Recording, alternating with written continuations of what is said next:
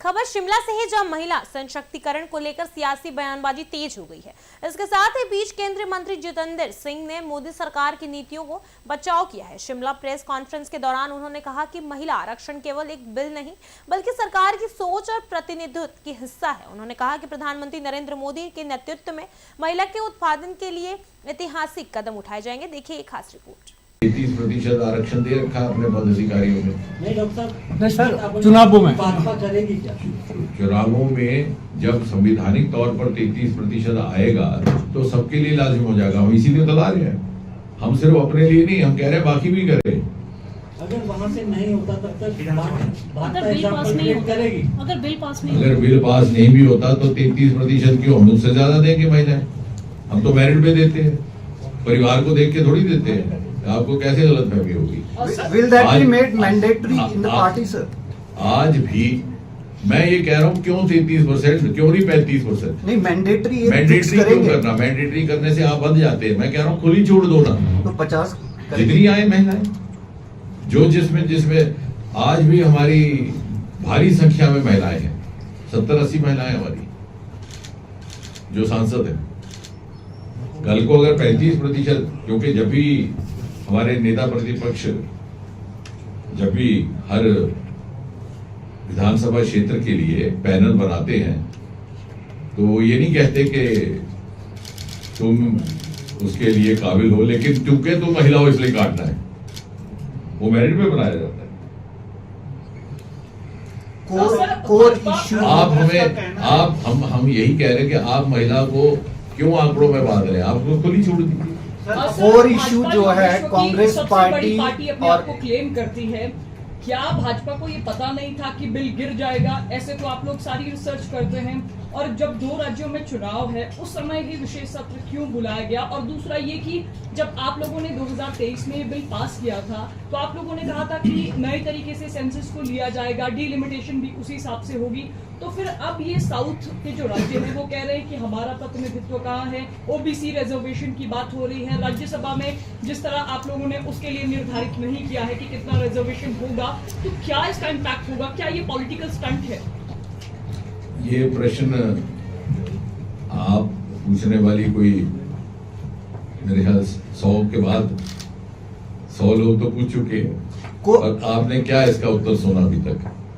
इसमें sir actually क्योंकि ये बार बार पूछा जा रहा है। इसकी पहली बात तो ये है कि हम रिसर्च करते हैं, चोरी नहीं करते। हम दूसरी पार्टियों के दफ्तरों में जाके ताक झांक नहीं करते कि वो क्या सलाह कर रहे हैं कि वोट कहाँ डालना है। भारतीय जनता पार्टी एक मयार की पार्टी है, एक मर्यादा की राजनीति करती है। हमने तो खुले मन से उनको अपील किया कि आप अपनी अंतरात्मा में झांकिए, अपने घर में अपनी गृहिणियों से पूछिए क्या ये फैसला सही है कि नहीं। हमने कहीं जाकर के वो ट्रांसमीटर नहीं लगाया है कांग्रेस के दफ्तर में सोचने को कि जो आप कह रहे हैं, लेकिन शायद यही हमारी गलती थी कि हमने ईमानदारी से ये विश्वास किया कि इस विषय में, और मोदी जी ने तभी इंटरवेंशन भी किया पहले दिन जब डिबेट का था, इस अपील को करने के लिए। उन्होंने कहा कि ये भी मत सोचिएगा कि इसका श्रेय, इसका क्रेडिट भारतीय जनता पार्टी को जा रहा है या प्रधानमंत्री मोदी को जा रहा है। मैं पहले से ही कह देता हूं इसका क्रेडिट आपको जाएगा, और मैं इश्तेहार छापने को तैयार हूं अखबारों में, पत्रिकाओं में, कि इसका क्रेडिट कांग्रेस को जाता है, इंडी को जाता है, मुझे नहीं जाता। इससे ज्यादा और ईमानदारी क्या हो? सर, जिस तरह से प्राइम मिनिस्टर ने कल अपने नेशनल एड्रेस में क्लैरिफाई किया है, जिस तरह से प्राइम मिनिस्टर ने कल अपने नेशनल एड्रेस में क्लैरिफाई किया, what reaction we are getting from these political parties including Congress कि कोर इशू है women reservation, you wanted to divert it to other way for the delimitation, जिसमें उन्होंने एग्जाम्पल क्या दे रहे हैं कि जो संख्या बढ़नी है प्रपोज्ड, उसमें जो महिलाओं की संख्या दैट वुड गो अराउंड 180, और संख्या जो पुरुषों की बढ़ेगी दैट वुड इंक्रीज बाय 200+। सो फिर भी वही महिलाओं को आरक्षण नहीं मिल रहा है, that is their logic. So how would you defend this? No, I think you should, इसलिए कोई और विकल्प नहीं। महिला सांसदों का साथ भी नहीं मिला, सभी गठबंधन की महिलाएं, उनका भी वोट नहीं मिला। ये इसी बात का प्रतीक है कि किस तरह से महिलाएं वहां के पुरुष नेतृत्व के नीचे दबी हुई हैं।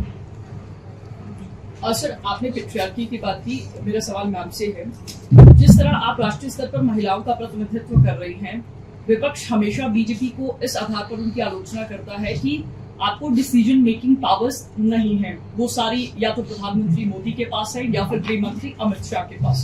क्या आपको लगता है ऐसा है? अगर ऐसा नहीं है तो 2-4 आप उदाहरण दे पाए।